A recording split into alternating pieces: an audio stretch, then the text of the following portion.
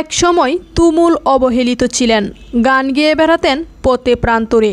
গান শুনে খুশি হয়ে মানুষ যে পয়সা দিত তা দিয়েই জীবিকা নির্বাহ করতেন। তিনি আর কেউ নন, নেত্রকোনা জেলার সুসং দুর্গাপুর উপজেলার বাউল শিল্পী আরজ আলী। নেত্রকোনার দুর্গাপুর উপজেলার সাদামাটির পাহাড় এলাকায় গান গেয়ে সাম্প্রতিক সময়ে সামাজিক যোগাযোগ মাধ্যমে তুমুল জনপ্রিয় হয়েছেন এই শিল্পী।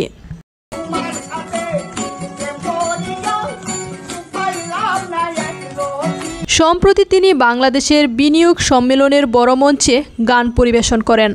এরপর সংস্কৃতি মন্ত্রণালয় আয়োজিত এবারের পহেলা বৈশাখে ঢাকায় গান পরিবেশন করেন বাউল শিল্পী আরজ আলী।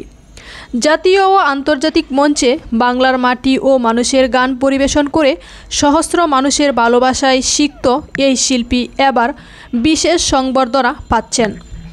দুর্গাপুরের স্থানীয় সামাজিক সংগঠন শহীদ সন্তোষ স্মৃতি ফাউন্ডেশন মঙ্গলবার এই সংবর্ধনা প্রদান করবে।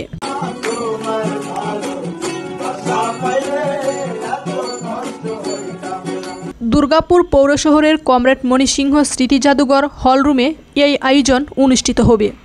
এতে স্থানীয় গণ্যমান্য ব্যক্তিবর্গ, রাজনৈতিক, সামাজিক সুধীজন সহ সমাজের নানা শ্রেণী পেশার মানুষ উপস্থিত থাকবেন বলে জানিয়েছেন আয়োজকরা। শহীদ সন্তোষ স্মৃতি ফাউন্ডেশনের প্রধান পরামর্শক মামুন রণবীর বলেন, শিল্পী আরজ আলী তার সাধনা দিয়ে আজ শেকড় থেকে শিকড়ে পৌঁছে গেছেন। তার এই অর্জন আমাদের জন্য গর্বের। বাংলার মাটি ও মানুষের এই অনন্য শিল্পীর সম্মানে সংবর্ধনার আয়োজন করতে পেরে আমরা আনন্দিত। বাউল শিল্পী আরজ আলীর সম্মানে এমন সংবর্ধনার আয়োজন করায় আয়োজকদের ধন্যবাদ জানিয়েছেন সংশ্লিষ্টরা।